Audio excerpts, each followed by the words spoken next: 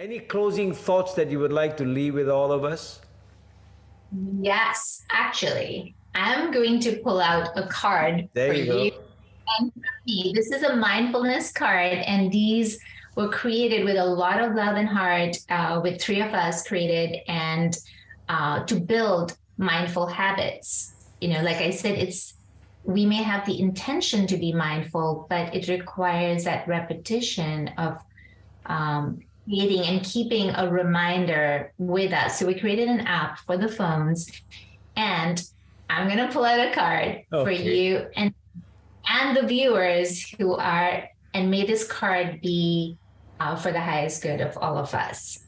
So I'm pulling it up. It's like stop and shuffle. It's shuffling right now. Okay. And oh my God, I love it. It's a compassion card that says, I see me. Yeah. And so what this card is saying is, rather than trying to fix yourself, make time to meet yourself without an agenda. Nice. And then there's a little bit of a practice there, like take a conscious, nourishing breath, place a hand on your chest or your belly. Like a good friend, ask yourself, how am I really feeling? Listen deeply without trying to change anything.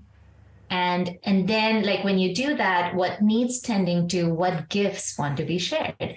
So this is really a card for all of us as a reminder to take time to see yourself, to really, really meet yourself without any agenda, without trying to fix, but to really connect with yourself. Nice. That's powerful.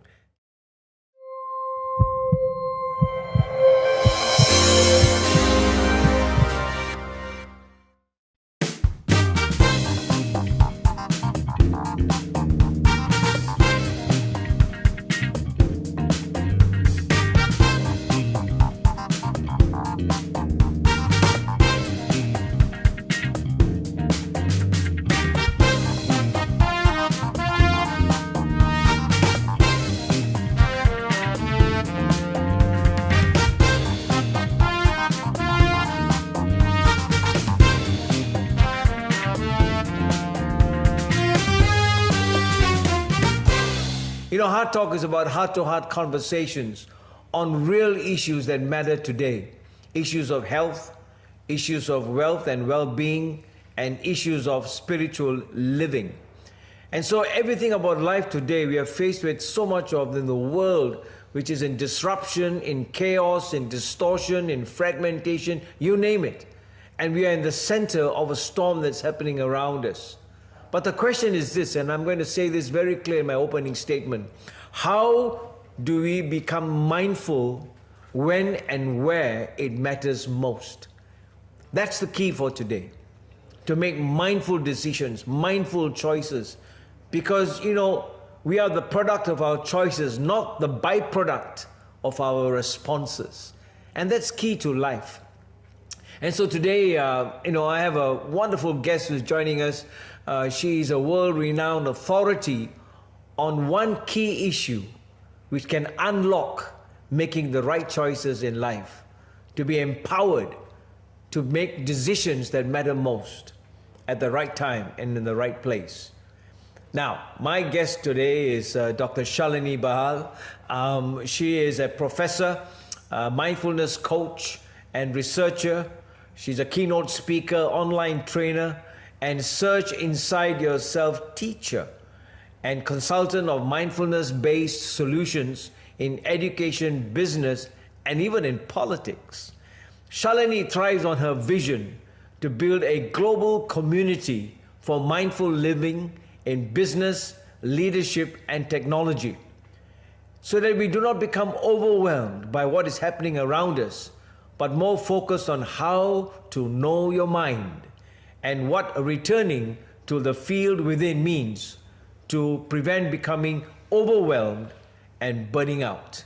So this is a key time. These are key issues, and how to be mindful of our living so that we become productive and bear fruit in every place in the marketplace.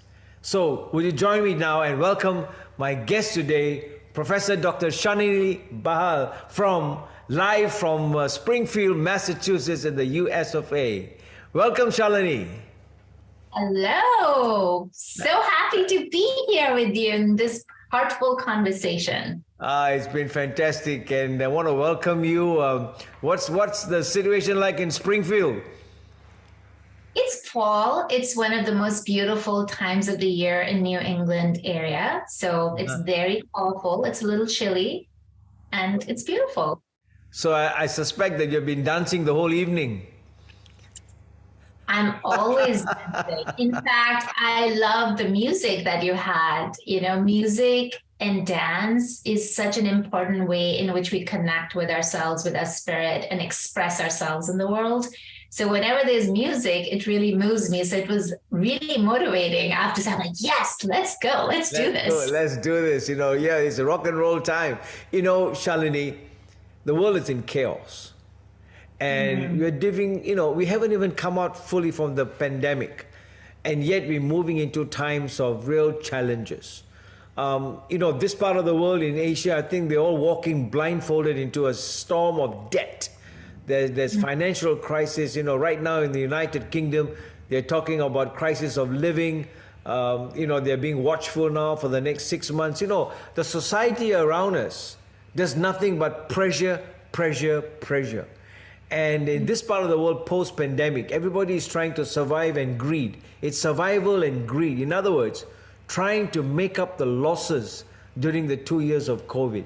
So there's loss of feeling of that even employees have no identity today. They're just being used to make up for the loss in whatever financial recovery is going on. So I believe that the key, which I did not know about at all, Shalini, 40 years of working life, 35 years as a plastic surgeon, I just lived my life on autopilot. And I know that the takeoff was manual and the landing was manual because we all have to get control of that part of life when we move. But tell me, as we go into this world of mindfulness, you're a mindfulness researcher, you're an expert, you're a teacher, you're a consultant now. How on earth did heaven put you into a place called mindfulness? Take us there. Sure. So I'd like to present or talk about that in two ways. In one way, I feel I've always done and been practicing mindfulness without even knowing it, just like you have. Even in those 40 years where you didn't know about mindfulness, there were still moments, right, where you were present, where you were fully alive, inspired, connected with the deepest wisdom. So we all have those moments. And it's just that we're not aware and we don't know how to access those moments consciously. So in that sense, as a child, I would sit by the ocean. I was maybe 10, 11, as far as I remember. And I would just walk on my own. I was drawn by the ocean and I would sit there and I didn't know the word meditation at the time, but I think now that I think back, that's what I was doing. I would sit there just looking out at the horizon and I would find that very calming. That's it. And so that to me was, I feel, my earliest memories of being mindful and connected. And fast forward in times where I felt there was, I was at the crossroads and I had to make important decisions. And I would then again ask these questions out there and I would receive answers. So that again was a way I was trusting that I have that wisdom within. And different people may call that wisdom different things: life, nature, God, you know, whatever it is we call that wisdom within. So I was already doing that, but more consciously, I learned how to access that mindfulness within myself through some challenges in life. I wouldn't say I walked into mindfulness, yes, I want to grow into my highest potential. That wasn't the case.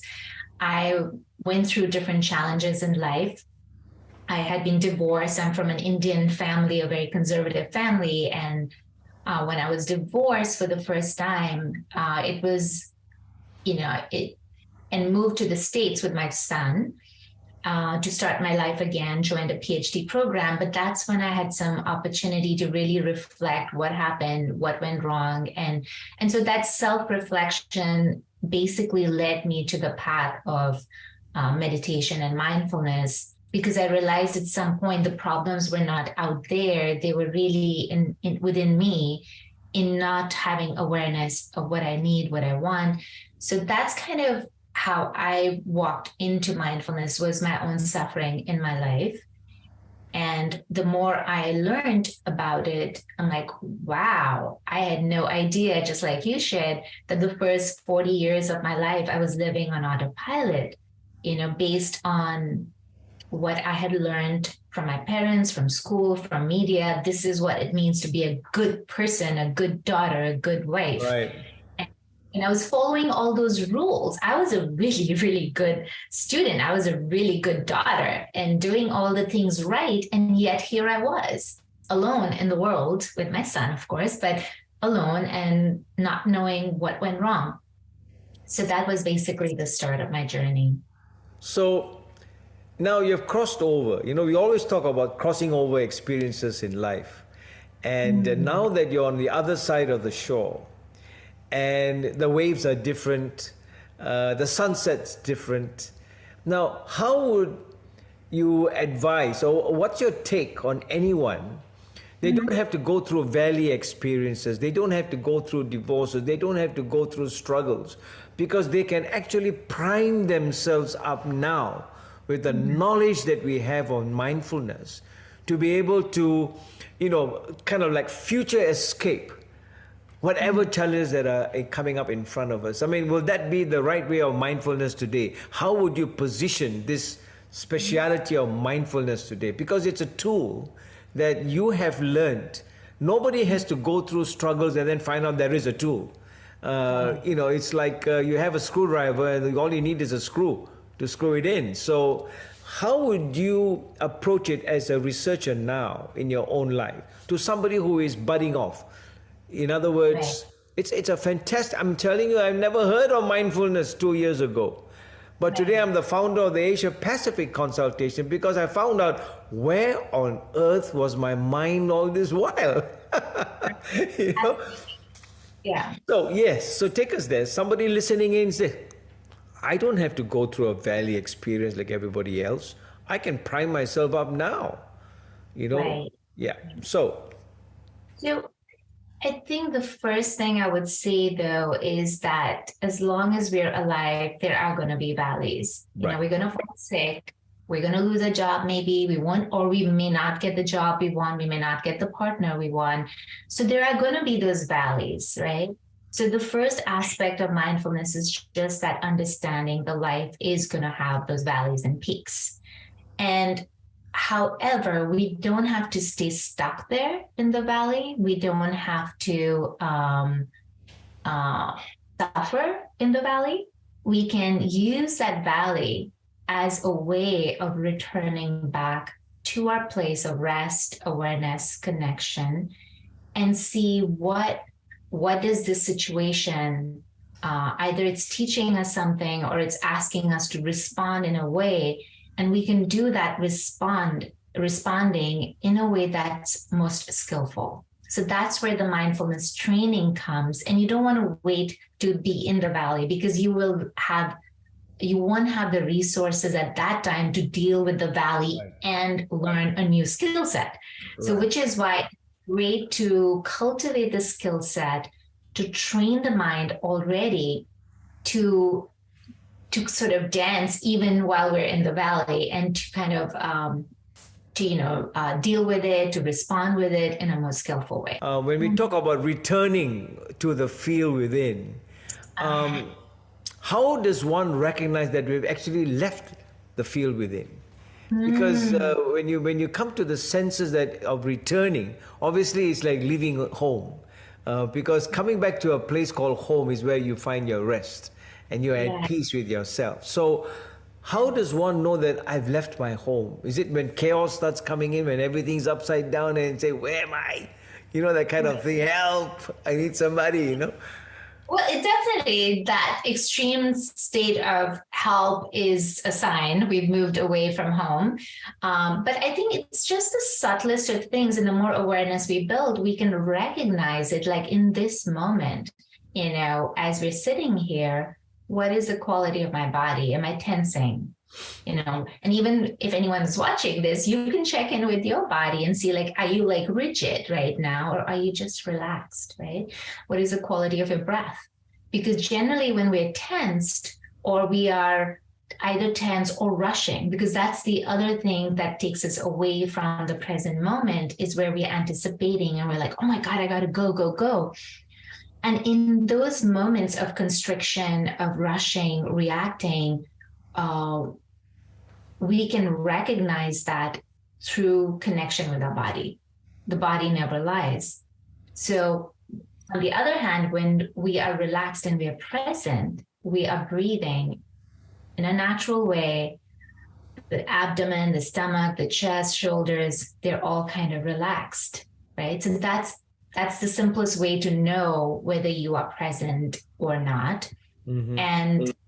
And then once you find that there is rigidity, then what do? Sometimes just bringing awareness that I'm holding tension here, just that awareness can allow us to choose to relax. But sometimes there is a thought or an emotion that's causing that tension, right? Like right in this moment, if I'm anticipating, oh, am I giving the right answers? Am I able to impress Dr. Lee right now? So if I have those kind of thoughts, my heart will be beating faster. And so it's that thought. And it's not a very helpful thought, because what is helpful in that situation, once we see what is the emotion or the thoughts that are causing this anxiety or stress, then we have a chance to transform that. And the way to transform that emotion or anxiety is not by suppressing or just breathing it away, but it's through, again, returning to our intention. So my intention right now is not to impress you or the viewers. My intention is to have this real heartful connection and to make space for all of us for some magic to happen, or make space. Make space. Like if I come in with a very, like I need to let people know this is this, then it doesn't have space for what could emerge when we just show up authentically in a conversation like this. Nice. I mean, that's powerful. When we talk about choices and responses, I think you're familiar with this saying that I never heard it before, but when I heard it, I wrote it down. It became part of me when I was launching the first Asia Pacific conference. And now I find that everybody seems to be knowing it. And that's the statement by Viktor Frankl. Remember where he says between a response and a stimulus is the space. You call that space the field within. And in that space is the power for us to make choices. And so I always say this, Shalini, that we are a product of our choices, not a byproduct of our responses. It's something that I've been saying over for a while now. But the fascinating thing, I heard you make this statement, and it really blew my mind when you said 95% of decisions we make are in the unconscious mind. In other words, I stopped and I replayed, and I stopped and I replayed. And I said, is this real? Talk to us about that part, because I think that's critical, isn't it? To come out, because there is only 5% are conscious decisions that we make. And that's frightening. Right. Absolutely. Yeah. So it's up to 95% of our daily decisions are being made unconsciously, which means it's unintentional. We're not intentional about it. It means we don't have any control because we're not even aware that we're making those decisions and why. Mm-hmm. And what are the motivations? So when we say we're making decisions unconsciously, we're not aware. Like I may be aware that I'm getting married to this person, but I'm not aware of what are the motivations that are leading up to that choice. Yeah. And so these there was a whole stream of research that was done in the starting in 1990s or 80s, with Dr. Barg and Chatterand and all of these people who did these experiments where they found that, in very simple tasks that people did, it depleted their brain resources. So what they discovered basically is that as humans, we have this limited amount of brain resources that we use for planning, thinking, remembering, strategizing, willpower. I should do this, I shouldn't do this. All of these decisions are taking up some of those resources. And which is why the brain tries to automate everything so that we don't have to draw upon those resources and we can conserve those for critical situations. Right.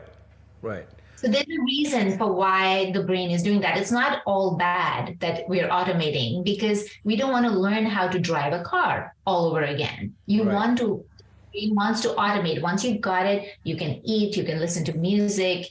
You don't want to text while you're driving, but you can do more things. But initially when you're driving, that's all you can do is like just focus on the driving. Right. But then the brain automates it. So it's a good thing that we're able to automate, except the problem is that the brain automates everything, including our conversations with loved ones, like, hey, honey, how are you doing? Great. Oh, or it was awful. Like we have these conversations where, it's like, how are you doing? Great. I mean, did you really mean, how are you doing? And the person who said great, are they really feeling great? What does great even mean in that moment? Right. So much of conversations are happening, but then you go into parenting and that's happening on autopilot. You're not really present for our children, right? And especially with technology now, I see parents all the time on phones, and that's what you're teaching then your kids to do, is to not be present. Then you look at workplaces where, we again making decisions based on what we have learned, what we see around it, but the world is changing and we're making decisions based on what we learned 20 years or 30 years ago. So we have to be able to have that choice when to go on autopilot that's efficient and when to let go of autopilot and make room for new perspectives, new possibilities. And making the right choices at the right moment, because if we cannot manage our emotions and be mindful of who we are, there's no point talking about existence and about the planetary health and all that kind of stuff when we are just incorrigible people as a people. Because this mindfulness is a big place in community health, personal health. It's a huge thing that it's like a minefield actually. And if you step on the wrong mine, you get blown up. Because I find that unfortunately, as far as I'm concerned, Shalini, there's so much of this beautiful tool called mindfulness being diverted towards problems of stress and depression and anxiety and all that, when we actually can be mindful living as human beings and enjoying the capacity within us to feed from the wealth of that interest that's inside of us. We are all beautiful people. We were made as beautiful human beings. So you talk so much about living in the being in the present. So talk to me and talk to all of us about keeping mindfulness continually in flames. You know what I mean? That you're feeding on this tool, or not, it's such a beautiful gift that God has given us. Absolutely. Yes. I think this really speaks to my heart. And I was trained in Dr. John Kabat-Zinn's workshops, and it was several years of training, very deep training, and the program was called Mindfulness-Based Stress Reduction. Right. And that was like a wonderful program that came out from the UMass Medical School. And again, it was in the field of health and people with chronic pain and stress. And so it was perfect for that environment, right? How can people deal with the stress and transform that into living a meaningful life in the middle of stress and all of that. And that was a great start for bringing secular mindfulness into healthcare in a very research-oriented, scientific, evidence-based world. However, I think moving forward, though, we now have an opportunity to not just use mindfulness for stress management and depression and anxiety.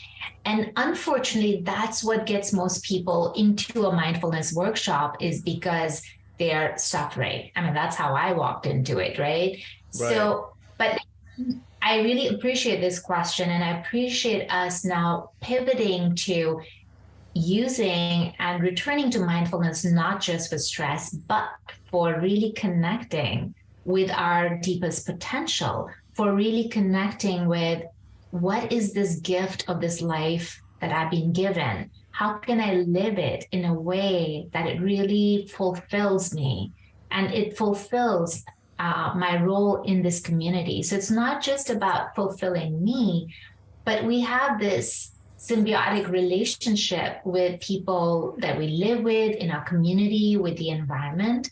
And so it's really taking that moment, taking those moments to connect with ourselves. What is my deepest yearning? And that is something I learned also along the way, like coming from an Indian culture in my generation, where so much of our focus was on taking care of other people's needs, which is great. You know, I'm naturally a very empathetic person, but it didn't serve me well because I wasn't paying attention to what are my gifts. Right. And what was I born to enjoy and share with the world? And that's one of the things I tell people now, is that the biggest gift you can give to people you love is to celebrate your own gifts and wisdom.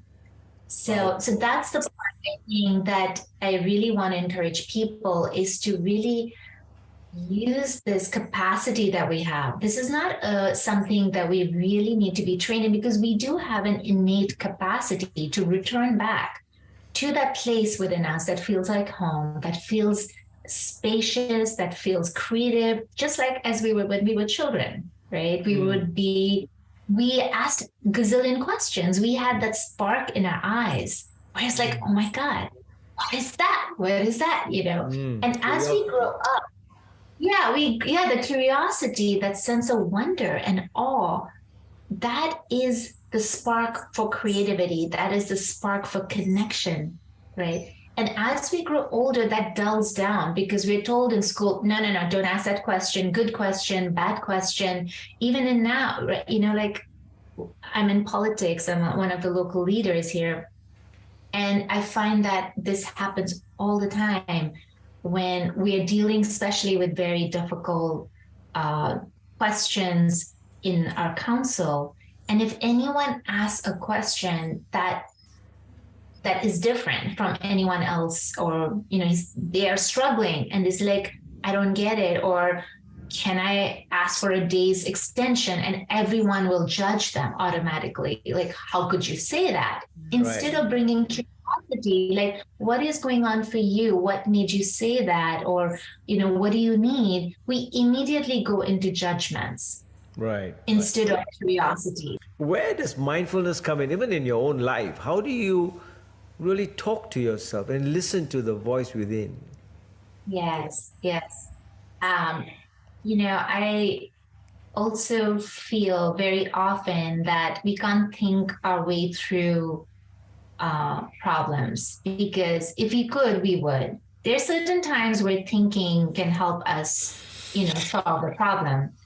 However, if you find ourselves stuck in a thinking loop, you know, we're just repeating the same thoughts, the way to disrupt that is not by thinking more about it, right? So the way to disrupt that is by returning to the body. So using your breath, like just breathing, connecting with the sensations of breathing in the body, connecting with your body, the rising and the falling of the breath in your abdomen and your chest, or so just something that really connects you with your experience of the body is a way to disconnect from that thinking loop. Because your body, your breath, you're breathing in this moment. You're not breathing in the past or future, you're breathing right now. Just by connecting with your breath, with your body, allows you to return to this present moment. So that's the first step. And then once I feel connected with my body, then I can see, oh, wait, my body is really tight here. Now, creativity does not happen in a constricted mind, right? So when we're tense, when we're reactive, like, how could that person say that? I need to figure this out. When you go in with that kind of tension, like, I need to figure this out, it's a closed fist. You can't, there's no space for anything here. But as soon as you return to the body, you notice the constriction, then you have a choice to open, to relax.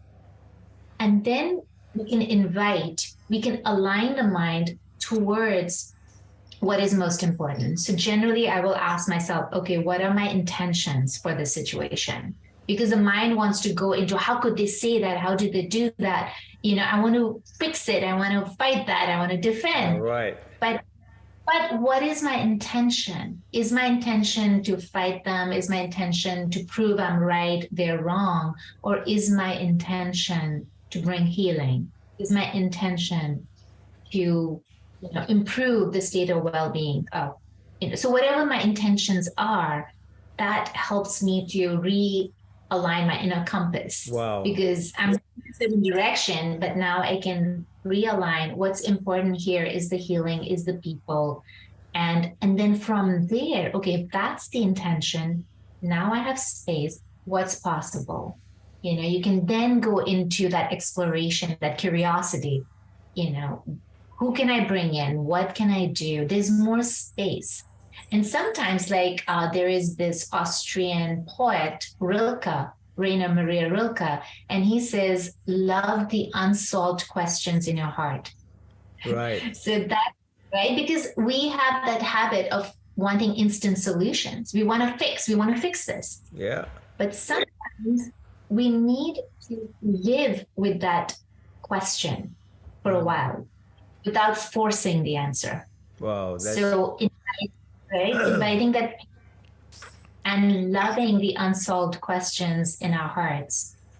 And then slowly it's that intention and that holding and the patience that will lead us to the right people, to the right resources, to then, move in that right direction. Oh, that's a deep chapter that you have just opened up. And talking about intentionality, there's a lot about intentional thinking when it comes to mindfulness. How different is that from attentional, with an A in it, attention, paying attention? So you got their intent right. I'm intentionally kind of to do this. And how do you pay attention? What's the difference between intentional thinking and attentional thinking? They are both playing in this whole world of mindfulness. The question is how do you make, We need both, right? Because attention is like having the discernment of what to focus on. What are we paying attention to? What are we focusing on? And that is really important. And along with that, I could be giving my full attention to this video game when really what is needed is to pay attention to my studies. So what we're paying attention, like being able to pay attention is important, but it's also what are you paying attention to at the right time? So that's where the intentionality comes. Right. What is the highest good of all involved? That's a question I always keep in mind, is what is for the highest good of the audience? What is for the highest good of all beings? when I am saying something, my speech, and even my thoughts. Not even, because even thoughts have energy, right? Or they are directing, they're going to impact how I end up behaving at some point. So the Right. quality of my thoughts, my speech, my actions, they all are they aligned with my intentions? Right, right. Okay. So that's, I mean, can anybody learn the skill of mindfulness? Is it Absolutely. right? Absolutely.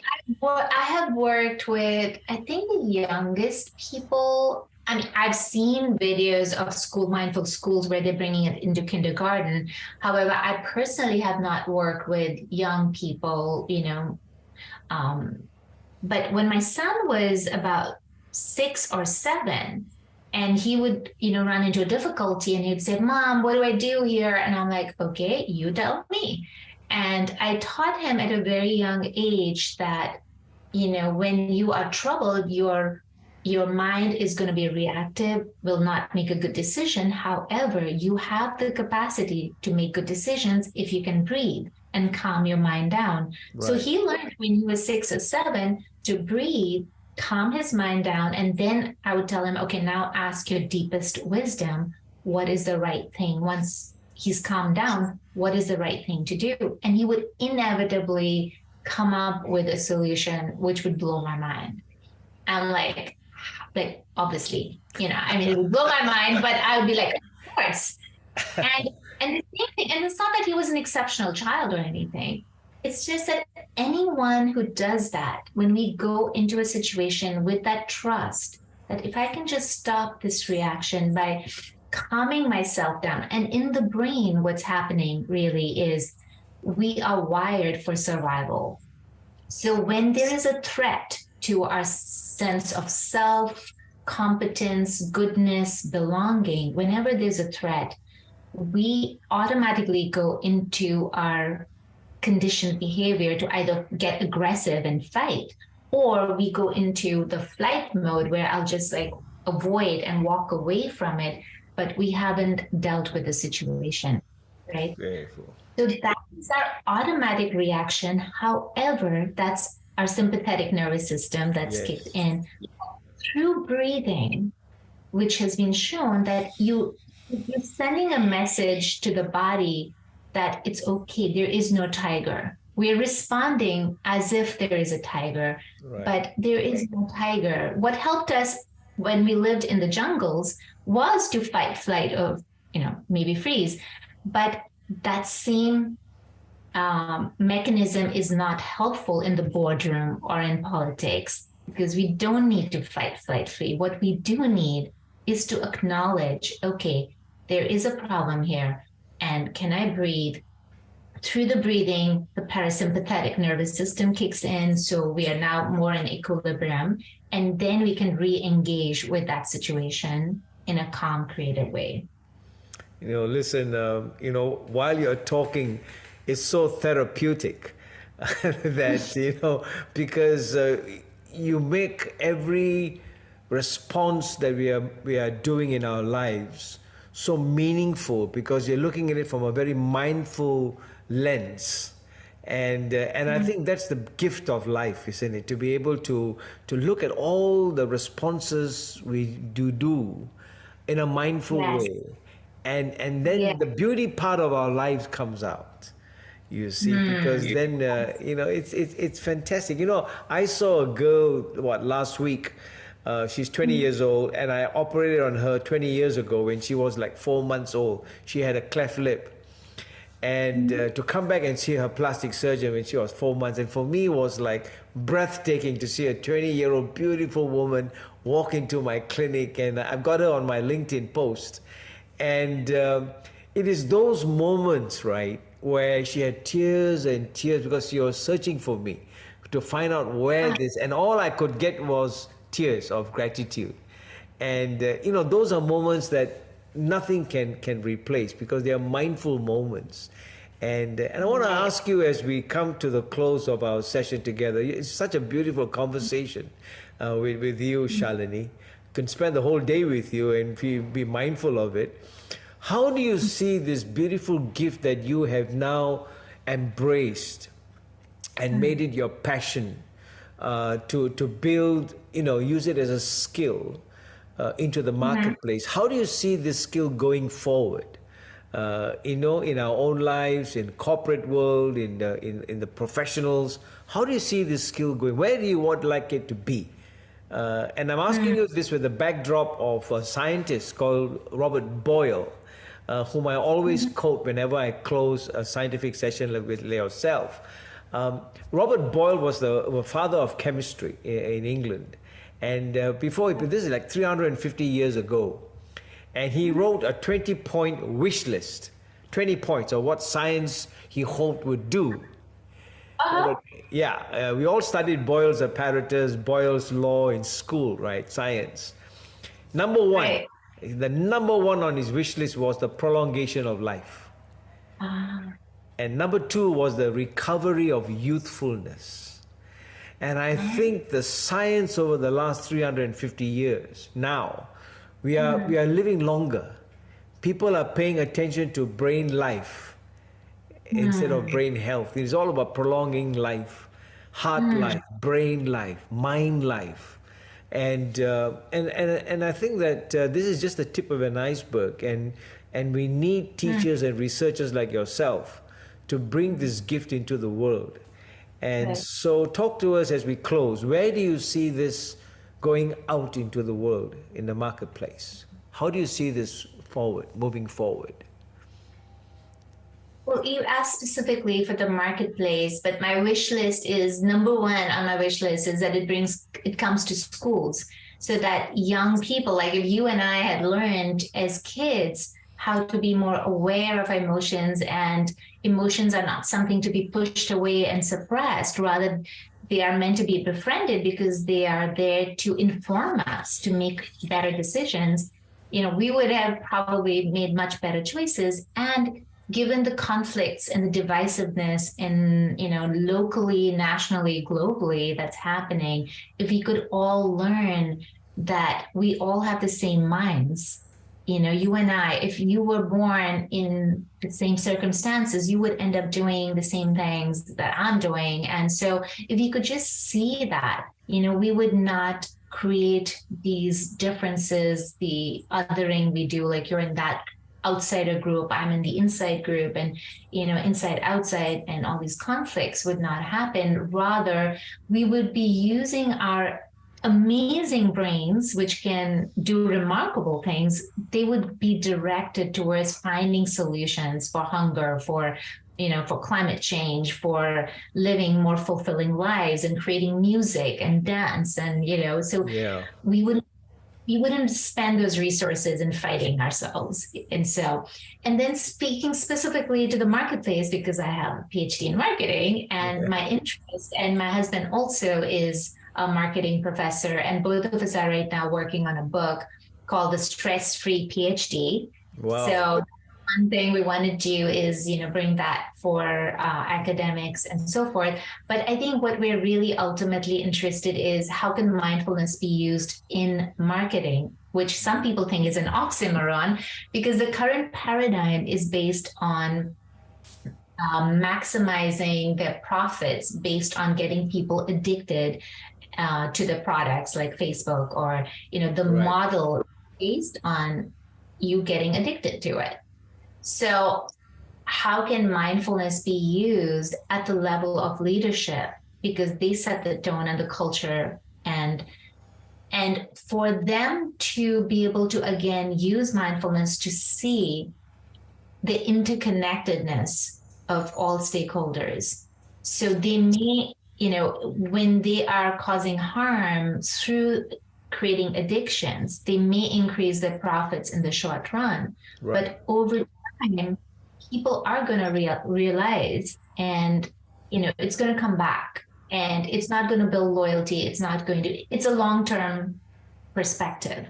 So really the marketing field, I think professionals need to learn these skills of disrupting their own learning and education that was based on maximizing shareholder value, which does not work in the current world where our kids are growing up with way more interconnectedness because of technology and more awareness Yes. of, and so that old paradigm is not going to work.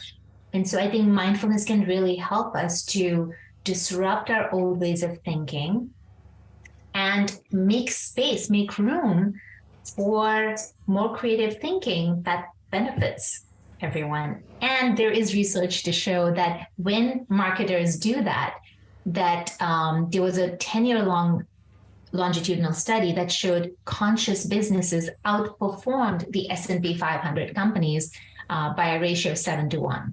Right. So, so it's not that you're doing this. I mean, I would hope you would just do it because it's good and we're interconnected, but it's also good for the bottom line.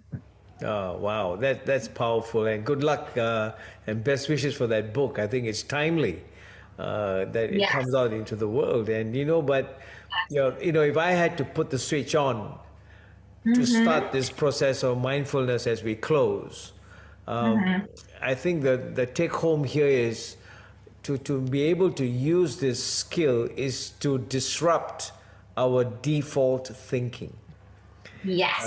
Once we disconnect that default thinking, which is on autopilot, then it creates this whole return to awareness, and you become conscious of where we are, and that builds resilience to allow us to make empowered choices so that we live as a collective fulfillment in this fulfilled life.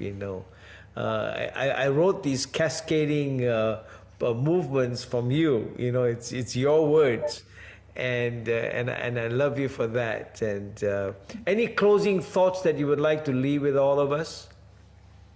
Yes, actually, I'm going to pull out a card for you and for me. This is a mindfulness card, and these were created with a lot of love and heart, with 3 of us created, and to build mindful habits. Like I said, we may have the intention to be mindful, but it requires that repetition of creating and keeping a reminder with us. So we created an app for the phones, and I'm going to pull out a card for you and the viewers who are, and may this card be for the highest good of all of us. So I'm pulling it up. It's like stop and shuffle. It's shuffling right now. Okay. And oh my God, I love it. It's a compassion card that says, I see me. Yeah. And so what this card is saying is, rather than trying to fix yourself, make time to meet yourself without an agenda. Nice. And then there's a little bit of a practice there, like take a conscious, nourishing breath, place a hand on your chest or your belly. Like a good friend, ask yourself, how am I really feeling? Listen deeply without trying to change anything. And then, like, when you do that, what needs tending to, what gifts want to be shared? So this is really a card for all of us as a reminder to take time to see yourself, to really, really meet yourself without any agenda, without trying to fix, but to really connect with yourself. Nice. That's powerful. Oh, I love you for that. Thank you. And it's so apt too. Because let me close with something very personal, because that gives me a totally different platform for today to live it out. And it's morning here, and I was being wheeled to the operating theater about 11 years ago to have open heart surgery.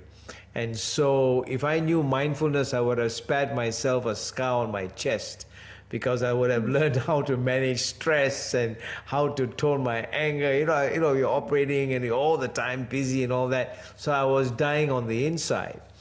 But, as a man of faith, because I live through the lens of faith, and I see me is what I was first told by a consultant psychologist after my heart surgery. And she said 3 words. She said, be kind to yourself. Okay, 4 words.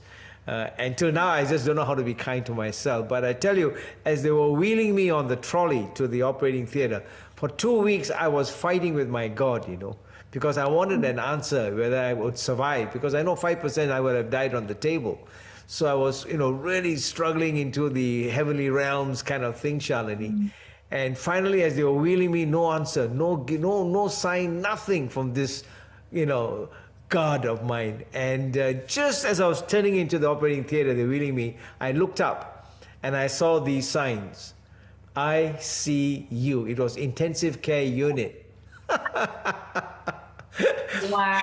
It is a place that I go so often when my patients are in there. Intensive care unit. In short, we always say, I'm going to the ICU, without knowing what it is. But for me, it was, God seeing me. I see you. And there you go. So, so I caught that. And I went in and I said, okay, go ahead, open me up, So on that note, I see me and God sees you and me. I want to end with this. Out beyond ideas of wrongdoing or right doing, there is a field. Let's meet us there, says Professor Dr. Shalini Bahl. So on that note, we'll meet again. We'll talk again soon. And thank you so much for this closing 1 hour of mindfulness. And it's a topic that we can go on talking in always because of connectiveness. And we are so connected in our hearts to one another. So all the best. Thank you so much. Love you for what you have shared with us. And we hope we have not seen the end of us yet, but we'll definitely have you again and for all those. So thank you once again, Shalini. Thank you so much. Thank you so much for inviting me. To be continued. To be continued. And so, friends, I hope thank you for joining us on HEARTtalk. Just to remind you to keep these dates available in December. We're going to have Dr. Shalini Bahl back again as one of our plenary speakers for the Mind Manifest Plenary Lecture Series. And so stay a date with us, stay tuned with us, and together we'll be much more mindful people in this minefield of a world so that we make the right choices at the right time. So from all of us here, from Mary, the producer, and Heidi, our co-producers, we want to thank you for this time. And once again, thank you, Professor Dr. Shalini Bahl. And once again, we'll talk soon. Bye for now.